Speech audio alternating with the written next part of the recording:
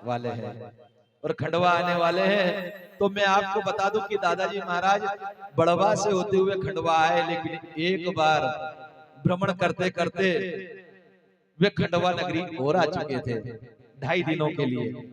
और कहां पर आए थे? वे आए थे सियाराम चौक पर। बिसेन परिवार है, बिसेन परिवार है। उस परिवार में तीजा देवी नाम की एक महिला रहती थी। और वो तीजा देवी जो रहती थी वो महाराष्ट्र की रहने वाली थी। यद्यपि वो परिवार यूपी का है, लेकिन जो उस घर के पुरुष थे उनका विवाह हुआ था और महाराष्ट्र की रहने वाली थी। गुरु गौरीशंकर महाराज की शिष्या थी। तो वो गुरु गौरीशंकर महाराज की जमात आती रहती थी। तो एक बार बड़े दादाजी महाराज खंडवा आए थे। और खंडवा आए थे तो जिस तखत पे वो बैठे थे वो तखत तो पुराना था, इसलिए वो स्थान तो तखत तो अब समाप्त हो गया है। लेकिन जिस स्थान पर बैठे थे आज भी उस परिवारजनों ने उस स्थान को यथावत रखा है। पहले खपड़े थे, अब टीन लगा दिए, लेकिन स्थान यथावत रखा हुआ है। और दादाजी महाराज की जो प्रमुख फोटो है जिसमें दादाजी महाराज ऐसे हाथ रख के घुटनों पे बैठे हैं, आपने देखी होगी। एक दादाजी महाराज ऐसे घुटनों पे हाथ रख के बैठे हुए, वो फोटो में कोई उसमें शॉल उड़ा देता है, कोई उसमें कंबल उड़ा देता है, लेकिन दादाजी महाराज बोरा ओढ़ करके बैठे हुए हैं, जूट का बोरा ओढ़ करके बैठे हुए हैं। वो ओरिजिनल फोटो वहां पर लगी हुई है। और जो कुआं खुद रहा था उस समय, उस कुएं में से एक सिल्ला निकली थी। उस सिल्ला को दादाजी ने कहा था कि ये दादा हनुमान है। और वो सिल्ला का अभी भी मंदिर बना हुआ है हनुमान जी महाराज का। जो भक्त चाहे सो दादाजी के उस धाम को जाकर के दर्शन कर सकता है। प्रत्यक्ष को प्रमाण की आवश्यकता नहीं होती, प्रत्यक्ष तो अपने आप में प्रमाण होता है। तो दादाजी महाराज वहां पर भी 2.5 दिन के लिए आए थे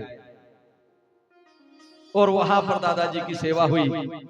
अब दादाजी महाराज वहां से खंडवा आए और खंडवा में थोड़ी एक रात भर रुके। उस समय ये पार्वती देवी वहां पर मिली थी, नौजाबाई। तो वहां पर पार्वती बाई जिनकी धर्मशाला बनी हुई है, वो पार्वती बाई ने दादाजी की भेंट करी थी। तो जब दादाजी ने उनको वचन दिया था कि मैं भोग लगा के जाऊंगा, तेरे घर से खा के जाऊंगा, तब यहाँ पर दादाजी के गाड़ी के सामने वो खड़ी हो गई और खड़ी होकर के कहती, दादाजी आपने मुझे वचन दिया था कि खाकर जाएंगे मालपुआ, आप रुकिए। तब दादाजी ने कहा कि अच्छा ठीक है, भंडारे लगाओ। और भंडारे लगाने के बाद में दादाजी यहाँ रुके। दादाजी जब चलते थे तो लोग उनकी गाड़ी को खींचा करते थे। क्यों? क्योंकि एक बार साईं खेड़ा में दादाजी महाराज ने, एक बेल वाला था गाड़ी वाला, उसकी गाड़ी को देखा कि गाड़ी है और उससे कहा, बैठ गए, बोले गाड़ी चला। तो वो बेल खोल रहा था, वो बेल खोल रहा था। दादाजी से कहता है कि दादाजी मैं पानी पिला दूं बेलों को।